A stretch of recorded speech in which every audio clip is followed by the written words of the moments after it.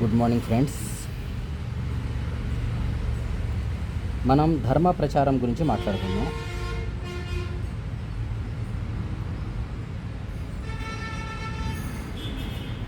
ధర్మ ప్రచారం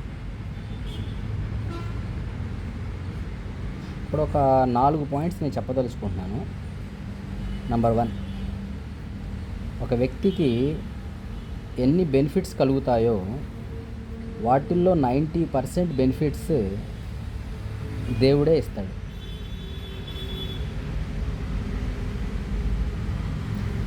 అలాగే 10% బెనిఫిట్స్ మిగతా వాళ్ళు ఇస్తారని మనం అనుకోవచ్చు.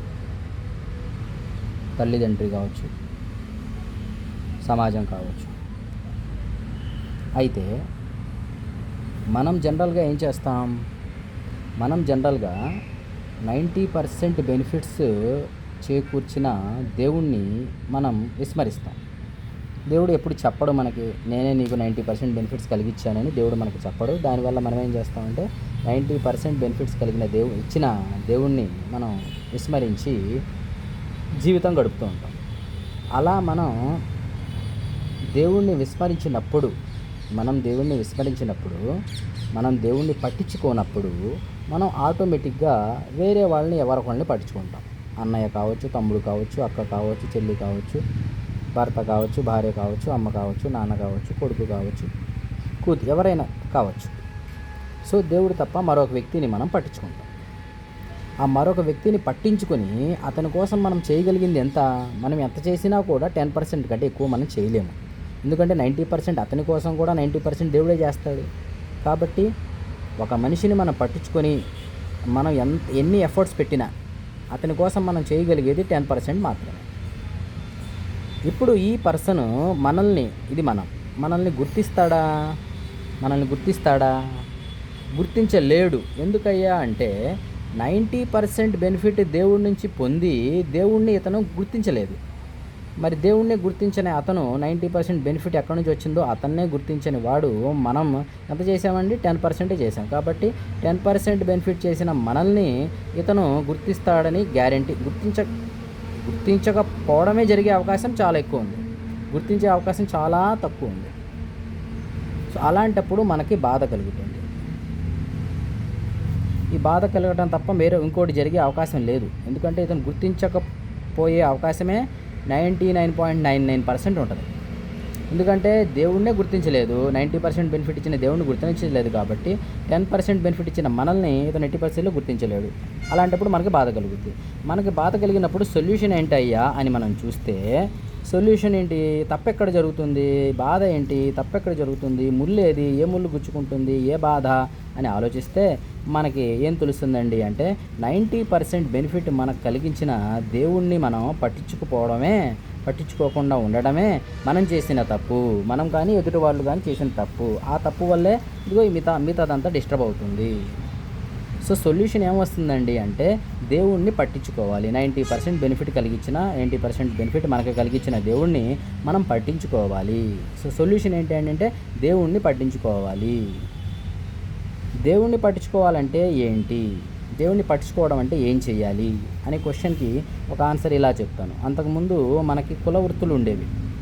కుల వృత్తులు అంటే తల్లిదండ్రి ఏ పని అయితే చేస్తూ ఉంటారో, అంటే తల్లిదండ్రులు కుండలు చేస్తూ ఉంటే పిల్లలు కూడా కుండలు చేస్తారు. తల్లిదండ్రులు బొట్టలు అల్లుతుంటే పిల్లలు కూడా బొట్టలు అల్లుతుంటారు. అలాగే తల్లిదండ్రులు ఏ పనిలో ఉంటే ఆ పనిలోకి పిల్లలు కూడా అదే పనిలో కంటిన్యూ అవుతూ ఉంటారు. అలా కంటిన్యూ అయినప్పుడు పిల్లలు తల్లిదండ్రులని పట్టించుకున్నారని చెప్పచ్చు. అలా తల్లిదండ్రులు కుండలు చేస్తుంటే వాళ్ళు పోయి ఆడుకుంటూ ఉంటే పెద్దవాళ్ళు అయ్యాక కూడా వాళ్ళు బాధ్యత తీసుకోకపోతే అప్పుడు తల్లిదండ్రులని పట్టించుకోలేదు అని చెప్తాం. అంటే తల్లిదండ్రులని పట్టించుకోవడం అంటే వాళ్ళు ఏ పనిలో నిమగ్నమై ఉన్నారో, అంటే కుల వృత్తులు ఉన్న టైంలో చెప్తున్నాను, ఇప్పుడు కాదు. కుల వృత్తులు ఉన్న టైంలో తల్లిదండ్రులను పట్టించుకోవడం అంటే ఏంటి? తల్లిదండ్రులు ఏ పనులు అయితే ఇన్వాల్వ్ అయి ఉన్నారో అదే పనులు వీళ్ళు కూడా ఇన్వాల్వ్ అవ్వటమే తల్లిదండ్రులు పట్టించుకోవడం. అలాగే దేవుణ్ణి పట్టించుకోవడం అంటే ఏంటండి అంటే దేవుడు ఏ యాక్టివిటీలో ఉన్నారో, దేవుడి యాక్టివిటీ ఏదైతే ఉందో, దేవుని యొక్క యాక్టివిటీ ఏదైతే ఉందో అదే యాక్టివిటీలో మనం పార్టిసిపేట్ చేయాలి. We have to participate in the activity of దేవుడు. దేవుని యాక్టివిటీలో మనం పార్టిసిపేట్ చేయాలి. దేవుని యాక్టివిటీలో మనం పార్టిసిపేట్ చేస్తే అప్పుడు మనం దేవుణ్ణి పట్టించుకున్నట్టు అవుతుంది. దేవుని యాక్టివిటీలో పార్టిసిపేట్ చేస్తే అప్పుడు దేవుణ్ణి మనం పట్టించుకున్నట్టు అవుతుంది. ఇప్పుడు నెక్స్ట్ పాయింట్ ఏమొస్తుందండి అంటే, దేవుడి యాక్టివిటీ ఏమిటి? What is the activity of God? దేవుని యాక్టివిటీ ఏమిటి అనే పాయింట్కి వస్తుంది.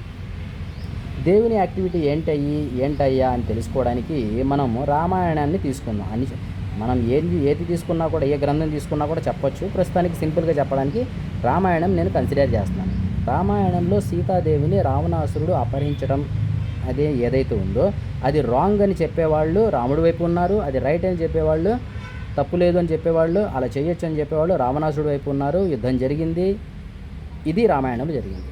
అంటే సీతాదేవి అపహరణం వల్ల సమాజాన్ని మంచి చెడుగా డివైడ్ చేయటం జరిగింది. సమాజాన్ని మంచి చెడుగా డివైడ్ చేయడం జరిగింది. ఎలాగా? సీతాదేవి అపహరణం ద్వారా మంచి చెడుగా డివైడ్ చేయడం జరిగింది. వాళ్ళ మధ్య యుద్ధం జరిగింది. ఆ తర్వాత ఏం జరిగిందండి? కొద్దిగా డీటెయిల్గా చెప్పాలంటే, మంచి వైపు యుద్ధం చేసిన వాళ్ళు స్వర్గానికి వెళ్ళారు, చెడు వైపు యుద్ధం చేసిన వాళ్ళు నరకానికి వెళ్ళారు.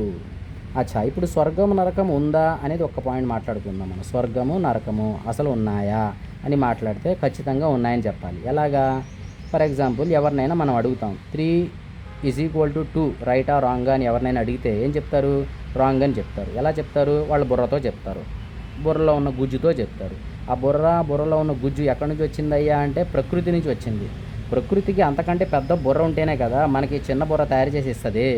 సో మనకంటే పెద్ద బుర్ర ఉన్న ప్రకృతి బుర్ర 3=2 అంటే మన బుర్ర 3=2 యాక్సెప్ట్ చేయనప్పుడు ప్రకృతి యొక్క బుర్ర గుడ్ బ్యాడ్ అంటే ఎలా యాక్సెప్ట్ చేస్తుంది? యాక్సెప్ట్ చేయదు. కాబట్టి ఖచ్చితంగా గుడ్ కోసం స్వర్గము, బ్యాడ్ కోసం నరకము ఏర్పాటు చేసి ఖచ్చితంగా ఉంచుతుంది.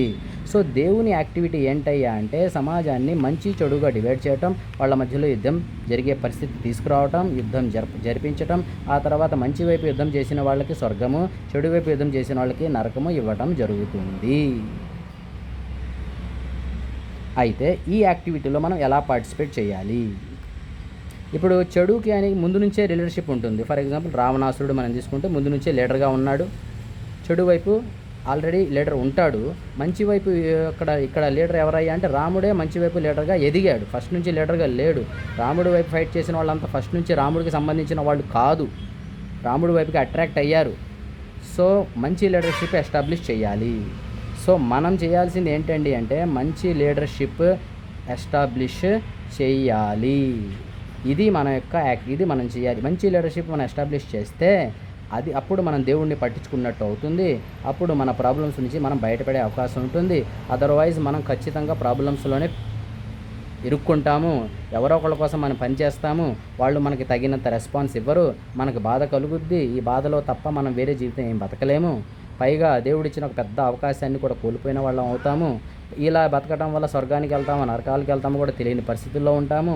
అలా కాకుండా దేవుని యాక్టివిటీలో పార్టిసిపేట్ చేస్తే మనం స్వర్గానికి వెళ్ళొచ్చు. దేవుని యాక్టివిటీ పార్టిసిపేట్ చేయడం అంటే మంచి లీడర్షిప్ని ఎస్టాబ్లిష్ చేయడమే దేవుని యాక్టివిటీలో పార్టిసిపేట్ చేయడము.